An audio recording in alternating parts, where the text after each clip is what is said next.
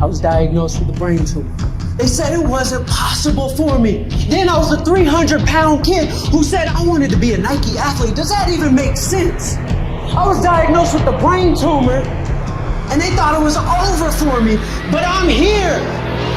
I'm on a winning streak! I'm on a winning streak! Let's go! When I was 8, I had this dream. I always wanted to be a Nike athlete, but I was a chubby kid. It didn't matter to society what I was passionate about. It only mattered what I could realistically accomplish. I'm 305 pounds, so insecure that I wouldn't even want to go out to the club. I would be afraid of everything. My first thought in the morning was fear to look in the mirror. My second thought was fear of my first meal. See, I was addicted to food.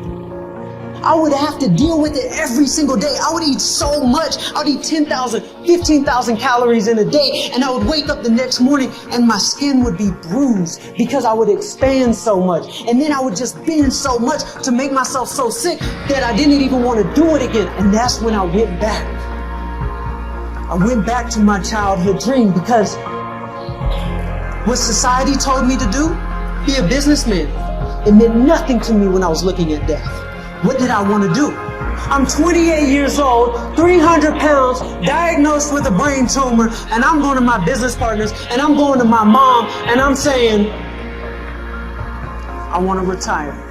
What do you mean you want to retire? I said, I want to be an athlete. I have to do it. Like, how you gonna make money? I said, it's not about the money. I've got to do this for me. I said, I'll figure all that out. I said, well, how you gonna do it? I said, I'm gonna do an IRONMAN in New Zealand. They thought I was crazy. How are you going to do an Ironman? That's like the most difficult thing in the world to do. It's a 2.4 mile swim, 112 mile bike ride, and then run a full marathon? 26.2 miles? I said, I'm going to do it. And I'm going to do it in 10 months. And I walked away from my business. So I just started running. I started running around the block. Then I ran a little further. In a year's time, I lost 125 pounds and started reversing my brain tumor. Building momentum for an Ironman in New Zealand. That was the contract I made for myself. So I got on a plane with my best friend Scott, and we set out to become Ironman. But deep inside, I was afraid I wouldn't finish. I mean, how could a guy like me be an Ironman? I've always been the underdog. So it's race day. Scott and I, just two common guys surrounded by elite athletes. And we're dancing down the starting line. We hop in the water for our swim, and honestly, it was easy. It felt like we could see the finish line from here. We transitioned into the bike ride, and the fans were going crazy. I think they were cheering me on because, well, I was one of them, the common man. New Zealand, beautiful roaring hills, but those same roaring hills broke our bodies down. 12 hours into the race, and we're almost in last place. The Ironman's race director got afraid we're not going to finish. Steve from Ironman, how you doing? Whereabouts are you guys? You're going to need to get behind him. You have to give him a bit of a push. So if you guys can get a word to him, the cut-off is 5:30, and he needs to be out on the road by 5:30. I was scared. I left my company, changed my entire life. Everything was in jeopardy. I was throwing up, and my digestive system was shutting down. It hurt to even high-five the supporters. We were minutes away from disqualification. Everything was crashing down on me. Everything. My promise I made to myself, to everyone who believed in me. When you're at that wall, sometimes that wall isn't just in front of you. You're surrounded by the wall. I couldn't go over. I couldn't go through. And I couldn't go around. I had to dig deep. I picked myself up, fighting disqualification. And there it was, the finish line to an entire chapter of my life. This wasn't about 140 miles. This was about the contract I made to myself. I'm going to be honest with you guys. I still to this day get scared to chase my dreams. But I knew that if I was going to become a Nike athlete, I needed to do more. I needed to inspire people the same way Nike inspired me. I wanted to do something that very few people on this earth have ever done. Bike across America from Los Angeles to New York, and to help people along the way. I wanted to do it with my best friend Scott. I was scared, and so was he. Neither of us really knew what we were doing or what we were getting ourselves into. We wanted to be the inspiration for others to say, if they can do it, so can I. We started to realize that your actions and identity become your dream, and your dream starts to become you. To quote the late JFK, we didn't do it because it was easy, but because it was hard. Because that goal will serve to organize and measure the best of our energies and skills.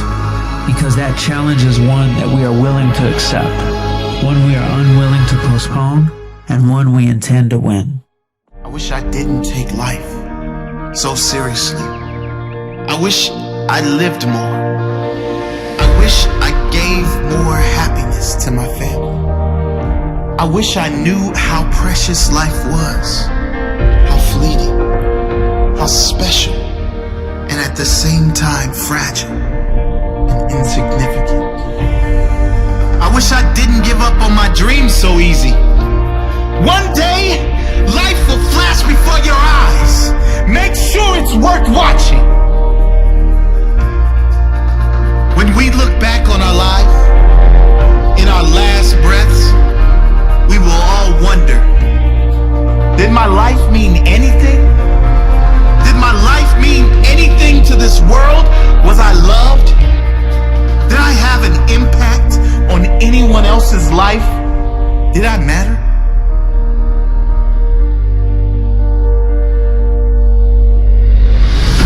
We won't be worried about our bills. We won't be worried about our hair. We certainly won't care about our favorite TV show. We won't spare a second thought of others' opinions and judgments. Did I matter? Before you reach that last breath, today might be the time to make a change. Make your life matter. One day, it will be over. There will be 2 dates, either side of a dash. Make sure that dash is not empty. Make sure it is full of life, full of living. Oscar Wilde once said, to live is the rarest thing in the world. Most people exist. That is all. And he was right. Don't live like everyone else. Existing. Be extraordinary. Live every moment with passion and wonder. Don't take anything or anyone for granted. What is important to you? What dreams do you have? Go get them. What are you waiting for? You only have one shot. If you miss the target, at least you will live with pride, knowing you have no regrets. Who do you love? Who has loved you? Tell them. Tell them now. You never know when it will be your last chance. Don't take this magical thing called life for granted. Keep your head when everyone else is losing theirs. Trust yourself when everyone else doubts you.